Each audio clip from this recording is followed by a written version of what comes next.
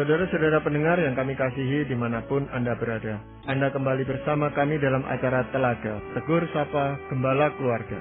Saya Gunawan Santoso dari Lembaga Bina Keluarga Kristen akan berbincang-bincang dengan Bapak Pendeta Dr. Paul Gunadi. Beliau adalah seorang pakar dalam bidang konseling serta dosen di Seminari Alkitab Asia Tenggara, Malang. Perbincangan kami kali ini tentang istri tidak mau mengurus rumah. Kami percaya acara ini pasti bermanfaat bagi kita sekalian dan dari studio kami mengucapkan selamat mengikuti. Pada umumnya memang istri itu senang Pak Pol ngurusi rumah dan itu merupakan pengembangan dirinya. Kalau ada orang tamu datang berkata, wah rumahmu bagus, rapi dan sebagainya, itu yang paling merasakan senang itu istri biasanya Pak Pol ya. Betul. Nah tetapi kok ada beberapa istri itu yang acuh tak acuh dengan keadaan rumah tangganya dalam pengertian ya menata barang atau kebersihan rumah, begitu loh Pak Pol. Betul sekali Pak Gunawan. Memang hal-hal ini nih bisa saja dianggap sepele ya oleh istri. Tapi saya tahu bahwa sampai sekarang saya kira sebagian besar pria ya atau suami sebetulnya tuh suka dengan istri yang bisa ya mengurus rumah, ya memasak, misalnya juga bisa mengatur ya barang-barang perabotan, membersihkan meskipun nggak harus dia sendiri yang membersihkannya. Tapi nggak semua memang istri itu bisa melakukan hal seperti itu. Contoh kecil ya yang kadang-kadang menjadi kerikil dan lama-lama menjadi kerikil yang tajam untuk relasi nikah adalah misalnya ada suami yang mengharapkan istrinya bangun lebih pagi daripada dirinya atau sama-sama paginya dah. Namun ada istri yang memang nggak bisa bangun pagi. Jadi bisa bangunnya jam 9, jam 10. Sedangkan si suami itu pagi-pagi sudah harus bangun, siapkan makanan untuk bekerja, atau ya makanan disiapkan oleh yang lain. Nah, bisa jadi tuh hal-hal itu menjadi duri ya di dalam hati si suami. Sebab dia itu respect, hormat kepada istri yang berfungsi seperti yang dia idamkan. Nah, kalau hal ini nggak menjadi kenyataan, ya dia mulai menyimpan kekecewaan. Setiap pagi dia bangun, dia harus makan sendirian, istrinya bangun jam 9, jam 10. Nah, itu akhirnya menjadi duri dalam hati si suami itu. Nah, kalau suami pada umumnya mengharapkan istrinya mau berbenah di dalam rumah tangga gitu Pak Pol, dan mendapati kenyataan istrinya seperti itu. Hal-hal apa yang bisa dilakukan oleh si suami ini? Padahal itu kan ada banyak alasannya Pak Pol, kan kita nggak ngerti ya mungkin latar belakangnya atau apa yang menyebabkan istri ini kok nggak mau ngurusi rumah tangga gitu Pak Pol. Sudah tentu langkah terbaik adalah pada awalnya ya, sebelum mereka menikah. Nah, si suami dan si istri ini sudah harus membicarakan tuntutan atau harapan yang terkandung. Ya, jadi si suami bisa atau sebelum menikah ya, si pria bisa mengutarakan, saya mengharapkan kamu sebagai istri nanti yang mengurus ini, bangun juga jam berapa, secara spesifik itu semua memang harus dijabarkan ya. Jika pada masa pranikah hal ini telah dibicarakan, maka akan dapat dicarikan jalan keluar yang memuaskan bagi kedua belah pihak. Bila ini belum dilakukan, ya maka tidak bisa tidak hal ini mesti dibicarakan ya sekarang setelah menikah. Jadi saya sarankan suami mengutarakan pengharapan ini dengan lembut dan meminta istrinya untuk mengurus rumah. Nah, untuk menghindari kesalahpahaman lagi, sebaiknya suami membicarakan pengharapan ini secara spesifik, yakni hal-hal apakah yang diidamkannya. Dengan kata lain, suami harus menjelaskan apa yang dimaksudnya dengan mengurus rumah. Ya, jadi jangan sampai dia hanya berkata, ya kamu pokoknya nguruslah rumah. Artinya apa tuh urus rumah tuh? Istri bisa berkata, saya sudah urus rumah, anak-anak semua kan bisa sekolah, nggak ada yang ini ya sakit-sakitan, semuanya saya rawat dengan baik. Nah, artinya apa tuh urus rumah tuh? Ya, jadi nggak ada lagi kesalahpahaman di antara mereka. Nah, ini biasanya calon istri itu kan sulit untuk membayangkan Pak Paul, karena dia enggak tahu itu apa yang dikatakan ngurus rumah, apalagi kalau di rumah orang tuanya dia enggak terbiasa melihat ibunya yang bekerja gitu. Nah, ini bagaimana Pak Paul? Nah, memang sebaiknya pada masa sebelum mereka menikah, ya si istri harus menceritakan apa tuh yang biasa dia lakukan di rumah. Si suami juga harus menceritakan apa tuh yang biasa dia lakukan di rumah. Dari cerita masing-masing sebetulnya sudah bisa terlihat ya gaya hidup yang mereka itu terbiasa nikmati. Nah, dari situ tuh nanti bisa dibicarakan kesediaan masing-masing untuk mengubah gaya hidup itu.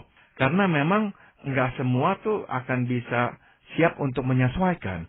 Ada yang tadi Pak Gunawan sudah singgung, ada yang memang nggak melihat figur mama sebagai figur yang mengurus rumah ya, sehingga akhirnya ya dia nggak tahu tuh bagaimana mengerjakannya karena nggak ada contohnya. Jadi berarti kalau itulah yang terjadi, ya dua-dua memang mesti membicarakannya. Sehingga si calon suami ini juga bisa sabar ya untuk memberitahukan, ya biasanya ini yang dilakukan, itu yang dilakukan. Berapa sering ya, misalkan ini harus dibersihkan dan sebagainya. Jadi ya dua-dua akhirnya tuh bisa saling kerjasama dan saling menolong kalau memang si istri nggak mempunyai gambaran yang jelas apa yang harus dikerjakannya. Ya, jadi di dalam hal ini itu bukan istri itu tidak mau mengerjakan pekerjaan rumah tangga ini, tapi dia tidak tahu apa yang harus dia kerjakan gitu Pak. Betul, betul. Jadi memang bukannya dia nggak mau ya, tapi memang dia nggak tahu. Atau ada yang memang bekerja ya, karena udah bekerja, jadi dia nggak bisa mengerjakan semua seperti yang diharapkan oleh si suami. Dalam kasus seperti itu ya, si suami harus fleksibel ya, bahwa ya istrinya nggak bisa melakukan semua yang diharapkannya. Nah misalkan ada pembantu yang bisa dimintai bantuannya, ya biarkanlah diserahkan ya kepada seseorang yang bisa nanti mengurus, membersihkan dan sebagainya. Nah dengan cara itu kan si suami lihat bahwa yang penting ya ini rumah telah beres ya, diurus dengan benar, anak-anak juga diurus dengan benar. Nah ini bisa ya memberikan ketenangan kepada si suami. Ya tapi ada juga beberapa istri gitu Pak Pol ya, yang memang nggak tertarik Pak Pol untuk melakukan pekerjaan-pekerjaan rumah tangga. Itu bagaimana Pak Pol? Betul Pak Gunawan. Jadi memang ya kita nggak bisa ini ya menyalahkan karena apa? Sebab bukankah ya sekarang ini anak semua sama ya, perempuan dan laki-laki itu bersekolah. Sehingga dari kecil memang baik laki-laki maupun wanita itu dikondisikan untuk ya memfokuskan pada hal-hal yang lain. Nah kan jarang yang di sekolah itu tuh mendapatkan pelajaran mengurus rumah, membersihkan rumah, mengurus anak. Ya enggak, memang sekolah biasanya nggak mengajarkan hal-hal itu. Yang biasanya diajarkan hal-hal lain, dan juga kalau membicarakan tentang karir dan kesempatan bekerja, bukankah yang dibicarakan hal-hal lain, pekerjaan-pekerjaan lain? Jarang sekali memang dibicarakan tentang hal-hal rumah tangga. Nah jadi nggak bisa disalahkan kalau cukup banyak wanita yang memang nggak tertarik dengan hal-hal seperti itu, hal-hal rumah tangga. Misalnya ya, sebagian wanita yang berkarir di luar rumah, pada umumnya ya kurang begitu lagi berminat mengurus rumah. Ya misalnya menjaga kebersihan dan menata isi rumah. Sebab ya mungkin saja dia sendiri sudah letih, ya sudah capek. Tapi bagi dia, kenapa tugas ini saya yang harus kerjakan?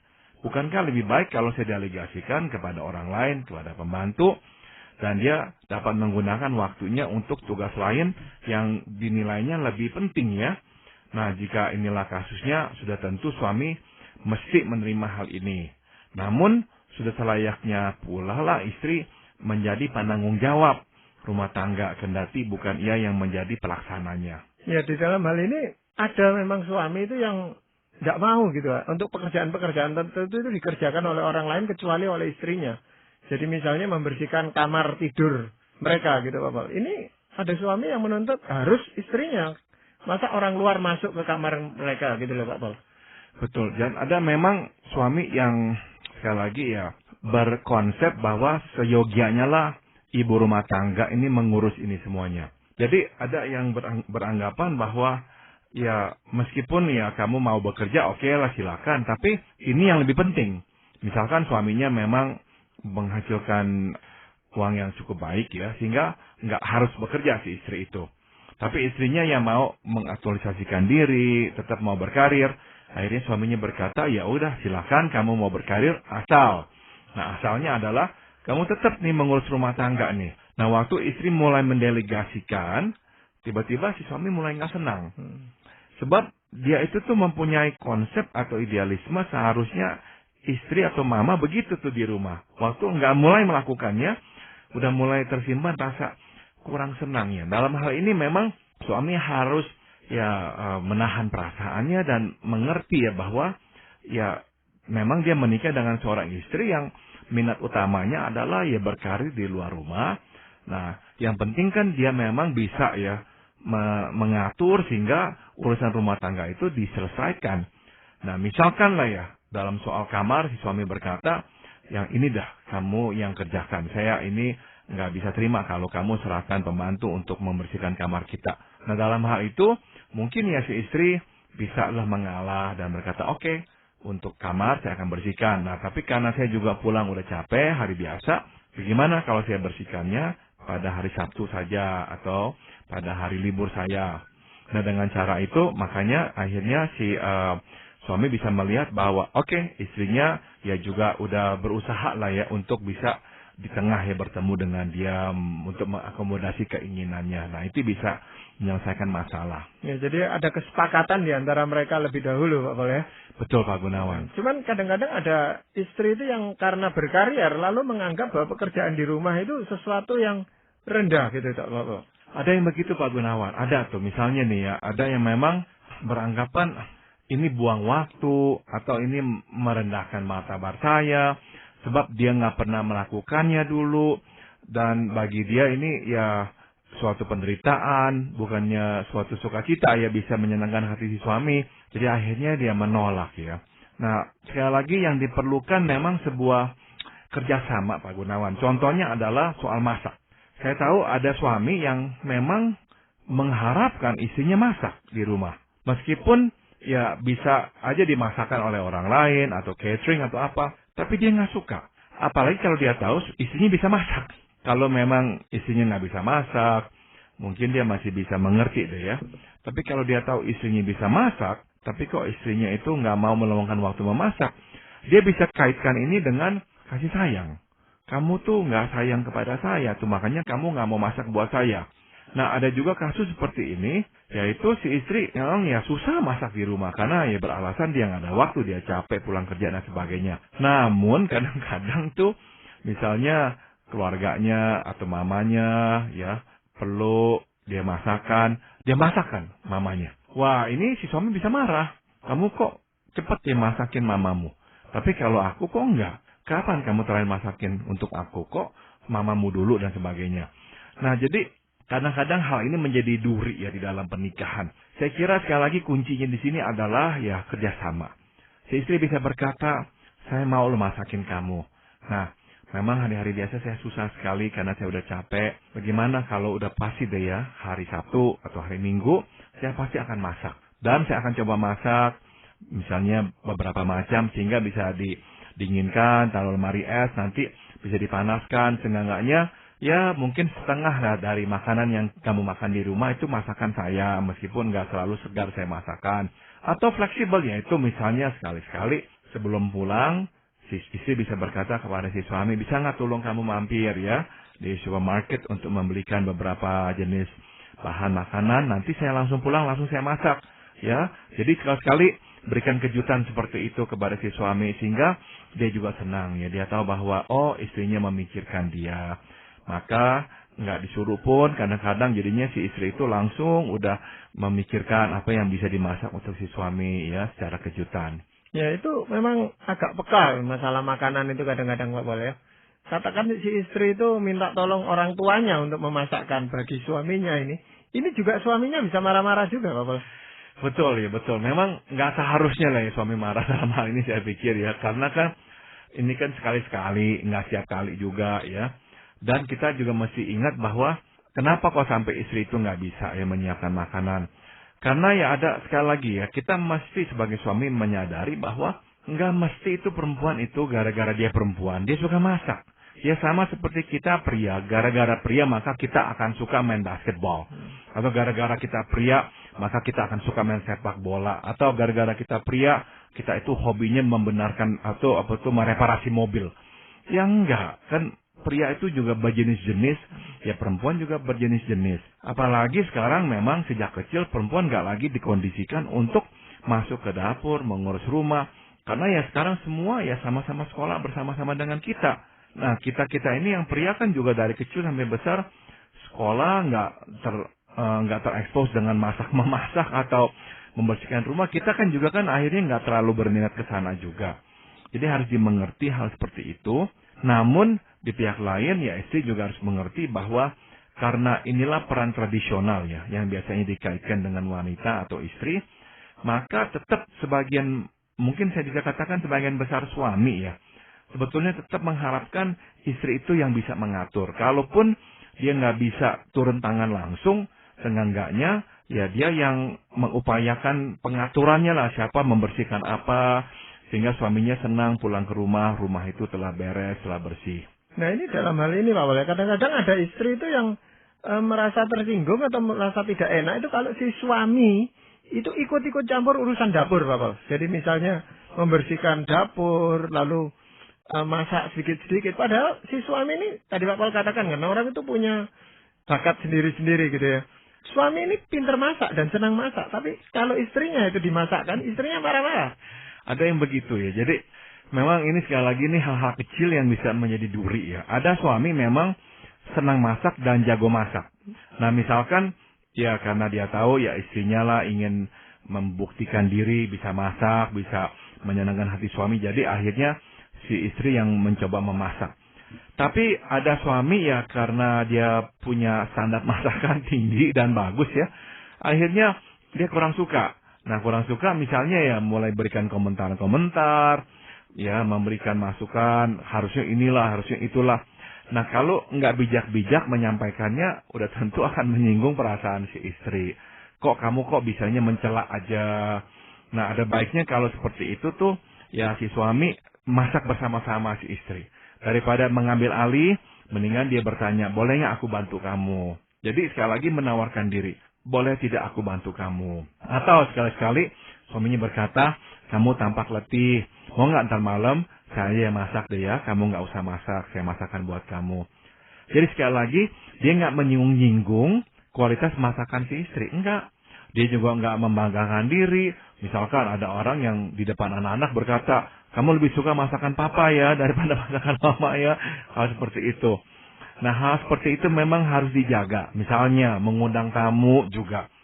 Jangan sampai akhirnya tuh yang ini masakan si suami, yang ini masakan si istri. Dan memang kebetulan si suami itu pintar masak. Orang akhirnya akan berkata, waduh ini kok suamimu lebih enak masaknya daripada kamu ya. Nah itu kan lebih menjatuhkan martabat si istri. Jadi memang perlu kepekaan dalam hal itu.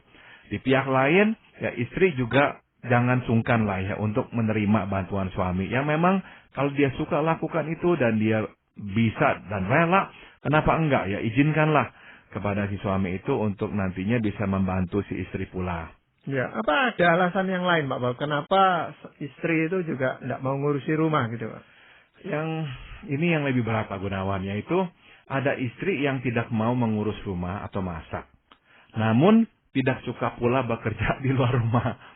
Singkat kata ada istri yang memang malas ya untuk melakukan semua itu. Keinginannya hanyalah ya hidup senang tanpa harus berkeringat. Ya, ada orang yang memang seperti itu. Yang menganggap dirinya itu ya seperti putri, ya seperti anak raja, biasa dimanja, nggak pernah ngapa-ngapain. Jadi akhirnya nggak mau ngurus apa-apa. Benar-benar masuk ke dalam pernikahan tuh dengan konsep, ya saya nggak usah ngapa-ngapain, sama sekali. Itu nanti pokoknya akan harus diurus oleh orang lain. Nah jadi kalau inilah situasinya sudah tentu ya seyogianya sebelum menikah, ya sudah tahu dong si suami akan si istri. Makanya sekali lagi betapa pentingnya tuh pembicaraan-pembicaraan seperti ini sebelum mereka menikah. Sehingga ya sudah jelas tuntutan masing-masing. Nah jika sudah menikah, ya sudah tentu suami harus mengutarakan pengharapannya. Mungkin sebagai awal, suami bisa menurunkan tuntutannya, sehingga istri dapat melakukan beberapa hal yang sederhana. Misalnya dia tahu istrinya itu memang nggak terbiasa, kerja dan sebagainya. Dia berkata kepada si istri, bagaimana kalau kamu pokoknya ranjang kita saja dah kamu bereskan.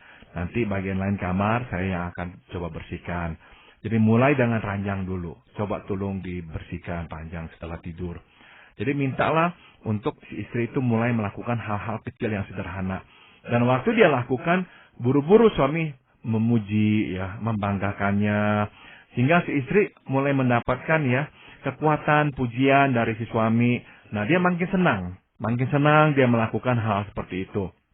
Jadi lama-lama dia akan mungkin terdorong untuk bukan saja membereskan ranjang, tapi dia juga nanti akan membersihkan lemari atau apa di kamarnya, atau dia nanti akan meminta pembantu untuk lebih mengurus ini dan itu. Nah, Semakin istri melakukan hal itu, suami nggak boleh lupa ya terus mengkomunikasikan penghargaannya. Kayak kok senang, kamu kok benar-benar ya mencoba keras. Saya mengerti latar belakangmu, kamu nggak terbiasa, tapi kok kamu rela ya susah-susah melayani saya seperti ini. Nah, makin dihargai, sudah tentu si istri makin senang untuk melakukannya. Ya Pak Paul, ada istri itu yang mengeluh kadang-kadang melakukan pekerjaan rumah itu kan menjemungkan juga itu. Dan suatu saat dia berkata, saya ini lagi jenuh untuk melakukan pekerjaan di rumah. Gitu. Entah itu memasak, entah itu membersihkan rumah atau cuci-cuci baju. Ini bagaimana sikap suami Pak Paul? Maka memang sebaiknya, ya nomor satu, kalau sampai si istri berkata begitu, nggak apa-apa kok ya. Jadi si suami harusnya mengerti ya bahwa oke lah dia jenuh. Jadi suaminya berkata, oke nggak apa-apa. Kamu coba ambil pokoknya istirahat dah ya. Saya ada yang akan bantu kamu. Saya akan minta Mbak untuk apa, beli apa, dan sebagainya. Jadi suami menawarkan diri untuk mengambil alih. Ya. Tapi cara lain juga yang baik adalah memang bagaimanapun juga perlu waktu untuk beristirahat. Jangan sampai jadi istrinya itu tuh nggak ada waktu untuk beristirahat. Jadi berikanlah hari-hari tertentu si istri nggak usah masak ya. Katakan kepada istri, hari ini kamu pokoknya nggak usah masak. Kita bisa makan di luar atau nanti saya yang masak. Jadi benar-benar ada suatu spirit kerjasama di antara suami istri ini. Ada hal lain lagi juga yang kadang-kadang muncul Pak Gunawan yang bisa menimbulkan masalah, yaitu kebalikannya. Ada istri yang terlalu senang membersihkan rumah. Sudah, iyalah itu rumah akhirnya tuh mesti dipoles sampai mengkilap semuanya. Jadi benar-benar tuh pagi sampai malam ngerjainnya itu adalah ngebersihin terus rumah. Nah, sampai-sampai suami itu tuh cukup sengsara tinggal dengan si istri karena nggak boleh kotor sedikit pun. Semua diatur. Nah, pulang kerja si suami itu sebetulnya mengharapkan si istri bisa rileks, santai, nonton televisi atau apa bersamanya. Nggak bisa. Karena si istri tetap ada aja yang mesti dikerjakan. Sampai jam 10 malam, jam 11 malam. Udah capek, baru tidur. Blek. Si suami mengharapkan istri bisa bercengkrama dengan dia atau apa. Nggak bisa. Dan waktu suaminya ngeluh, istrinya berkata, ini kan buat kamu juga. Supaya rumah ini jadi bersih, kan enak dilihatnya dan sebagainya. Dan kamu harus mengerti saya dong, kan saya juga udah capek. Nah, akhirnya timbul konflik lagi. Jadi sekali lagi di sini dituntut kerjasama dan pengertian di pihak suami dan istri ya. Nah itu bagaimana ya Pak Paul ya? Kan memang ada orang-orang tertentu yang punya sifat seperti itu. Kalau kita mencegah dia membersihkan rumahnya ya dia nanti timbul masalah lain gitu Pak Paul. Nah dalam hal seperti itu saya kira suami bisa berkata kepada istri, begini dah, kalau kamu rasa kamu harus membersihkan rumah nggak apa-apa. Tapi bisa nggak begitu jam 7 stop. Jadi kamu pokoknya disiplin diri, jam 7 malam udah stop. Nggak lagi membersihkan rumah. Nah piring kamu cuci udah begitu, udah. Dan suami bisa membantu si istri. Misalkan bersihkan dapur setelah makan. Udah begitu, udah. Benar-benar itu untuk besok pagi. Nah jadi minta kejadian istri untuk mengerem. Jangan sampai dia sendiri tuh obsesif ya. Terus menerus ada aja yang belum beres. Karena memang ada istri yang akhirnya berkata seperti ini. Memang belum beres kok. Dan memang ya nggak bisa beres. Namanya juga rumah. Namanya juga debu. Namanya juga ya ini kan lingkungan. Selalu akan ada aja yang mengotori. Apalagi kalau udah ada anak. Tapi ya si istri harus diyakinkan bahwa ini bukannya pekerjaan yang memang bisa beres dan selamanya beres. Ini hari beres kan besok nggak beres lagi. Tetap sama. Jadi ya mendingan ya dibatasi itu. Nah dalam hal ini istri memang harus menunjukkan pengertiannya. Nggak bisa dia hanya menuntut suami untuk mengerti. Bahwa memang inilah kesukaannya membersihkan rumah. Dan dia nggak bisa tidur kalau rumah belum bersih. Nah itu juga akhirnya jadi masalah buat si suami kan. Ya kesulitan istri di sini yang mungkin suami bisa bantu adalah bagaimana mengatur waktunya. Baik membersihkan rumah, mengasuh anak. Termasuk memberikan perhatian kepada suaminya itu Pak. Betul sekali. Jadi pada akhirnya memang yang menjadi masalah adalah si suami ini nggak merasa diperhatikan. Ujung-ujungnya itu. Memang ya istri bisa berkata ya seharusnya kamu mengerti dong. Tapi bagaimanapun juga ya dia manusia, dia membutuhkan perhatian. Dan memang ya kalau sudah punya anak apalagi sudah ini harus memang ada pengertian dari suami. bahwa mungkin sekali setelah itu juga dia nggak bisa banyak berbuat apa-apa ya, dia harus terima fakta itu. Tapi suami juga bisa membantu, misalkan anak-anak ya dia coba ajar pelajarannya dan sebagainya, sehingga istri juga merasa bahwa oke, kamu ini nih nggak hanya menuntut, tapi kamu juga rela ya menyingsingkan lengan baju, menolong saya. Nah ini sudah tentu akan membuat perasaan si istri juga lebih senang melihat suaminya bersedia turun tangan membantunya. Ya sebenarnya peran anak-anak kalau itu sudah agak lebih besar, itu bisa melibatkan anak-anak juga untuk ikut membantu menata rumah gitu Pak Pol. Misalnya membersihkan mainannya sendiri atau merapikan kamarnya sendiri gitu Pak. Betul, dan ini juga bisa memang dilakukan oleh si suami ya. Suaminya bisa menyuruh anak-anak untuk membereskan mainan. Jadi si suami juga penting sekali itu ya, jangan sampai memberi sikap dia seperti bos ya. Dengan duduk kaki di atas meja nonton televisi, menyuruh-nyuruh istrinya, udah berhenti, anak-anak udah apalah. Istrinya akan marah dalam hati pasti ya. Kamu hanya bisa nyuruh, enak-enakan begitu. Bantu dong sedikit. Anak-anak tolong dong diawasi pekerjaannya atau apa. Suruh mereka mandi sikat gigi supaya nanti bisa siap-siap tidur dan sebagainya. Jangan hanya terima beres aja gitu. Jadi memang penting suami juga di sini ya menunjukkan kerjasamanya. Ya memang pembagian tugas ini penting Pak Pol ya, baik di pihak suami maupun di pihak istri, sehingga masing-masing tahulah tanggung jawabnya itu di mana gitu Pak. Betul. Nah ini apakah ada ayat firman Tuhan yang memberikan bimbingan kepada kita semua? Amsal 21 ayat 2 berkata, rancangan orang rajin semata-mata mendatangkan kelimpahan. Indah sekali ya firman Tuhan, rancangan orang rajin semata-mata mendatangkan kelimpahan. Orang yang rajin mengundang hormat. Demikian pula istri yang rajin pastilah mengundang rasa hormat suami. Relasi dibangun atas dasar rasa hormat. Dan ternyata rasa hormat keluar dari hal-hal sederhana, seperti mengurus rumah tangga. Tuhan berjanji memberkati orang yang rajin dengan berlimpah. Istri yang rajin akan menerima pujian dan kasih dari suami dan anak-anaknya. Ya, terima kasih Pak Pol untuk perbincangan ini, dan para pendengar sekalian, kami mengucapkan banyak terima kasih Anda telah mengikuti perbincangan kami dengan Bapak Pendeta Dr. Paul Gunadi dalam acara